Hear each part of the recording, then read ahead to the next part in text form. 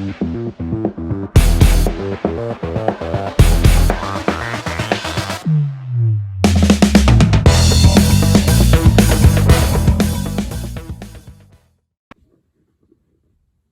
everyone, welcome back to another episode.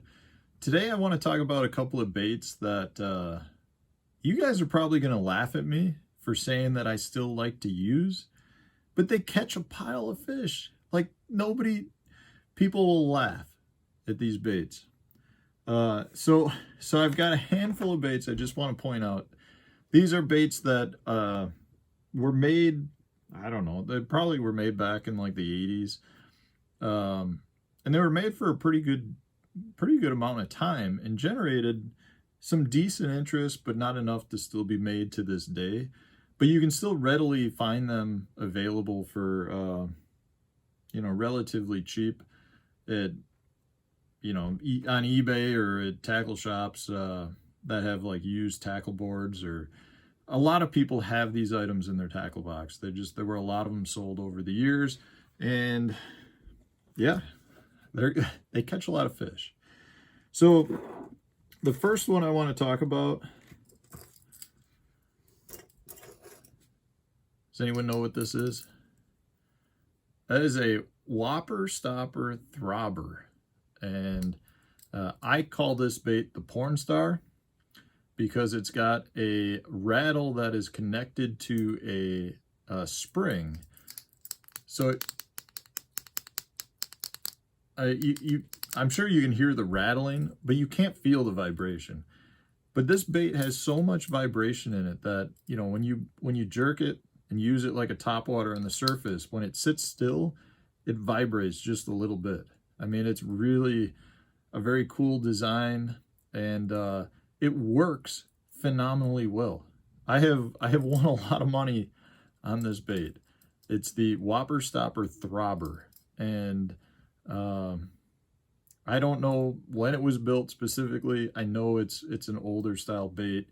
Like I said, probably 70s or 80s. Just very unique, a different topwater style bait that a lot of fish haven't seen. So if you find a Whopper Stopper Throbber, aka porn star, make sure you buy it. You'll catch fish on it.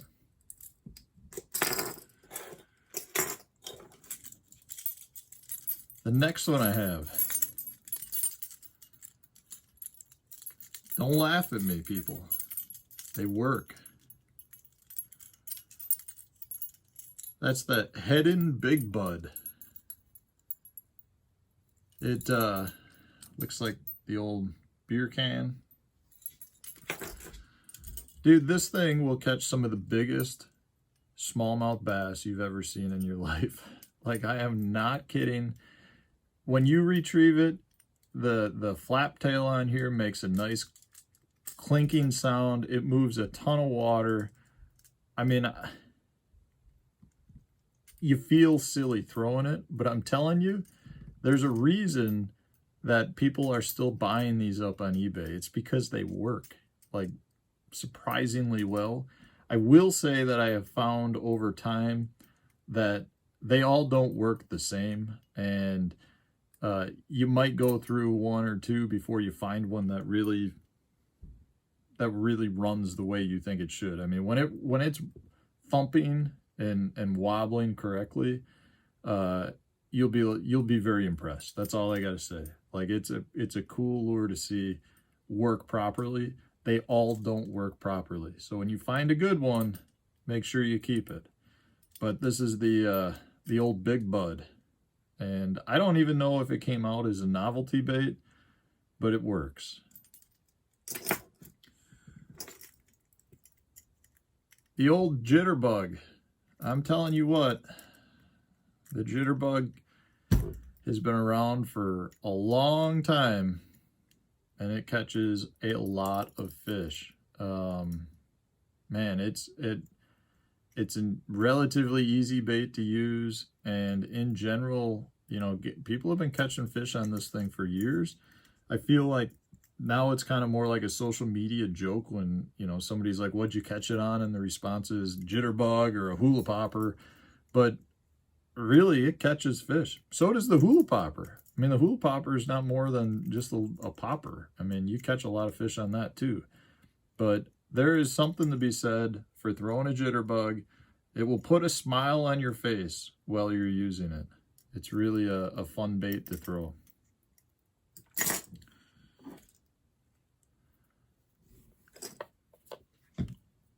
We got some pork. We got Uncle Josh, pork frog. We got the old Berkeley strike rind. I don't know why.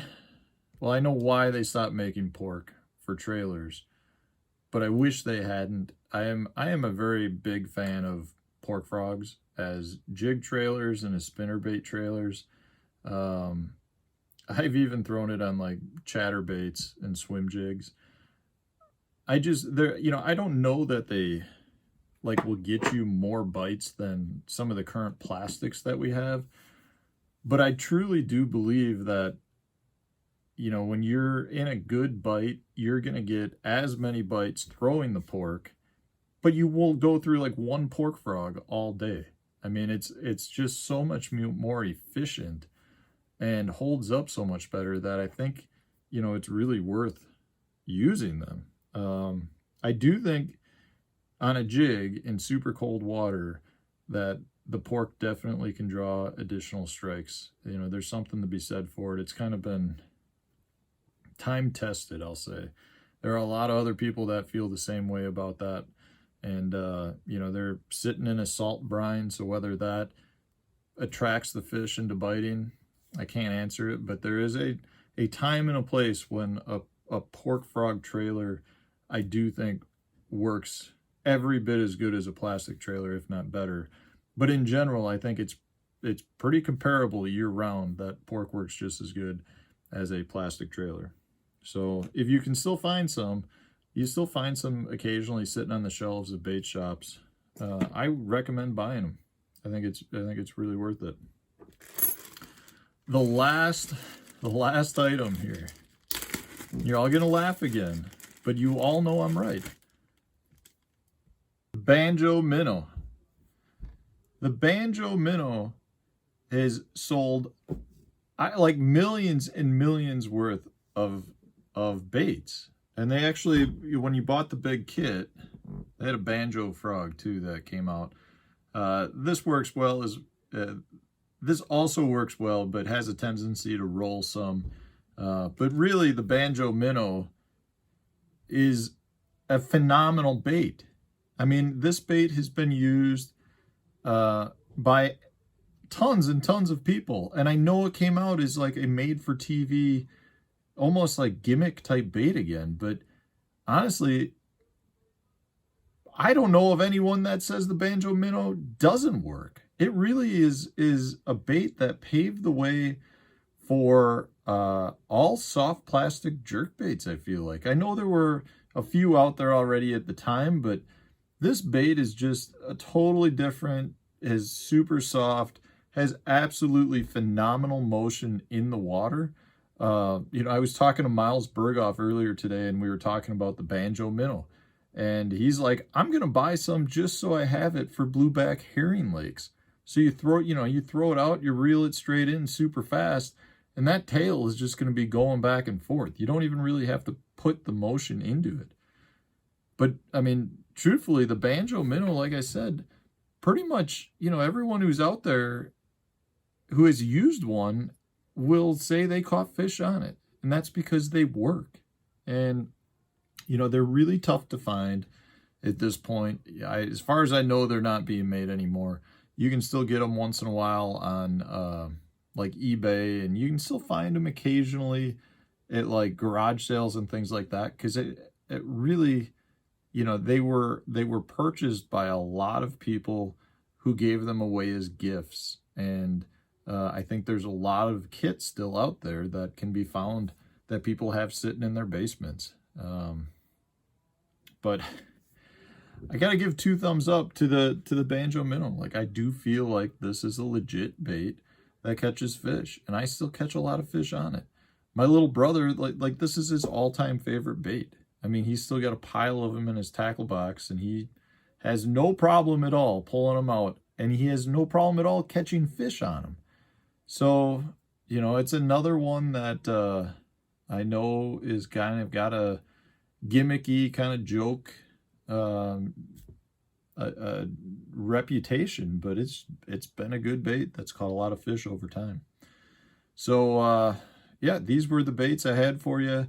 You know, I really enjoy experimenting with lots of different baits, but when you find a bait that's been around for years, it's because they sold and they caught fish. People don't, you know, people don't repeat buy if they didn't catch fish on it. And all of these baits have definite potential, and they're all baits that I've definitely used and will continue to use into the future.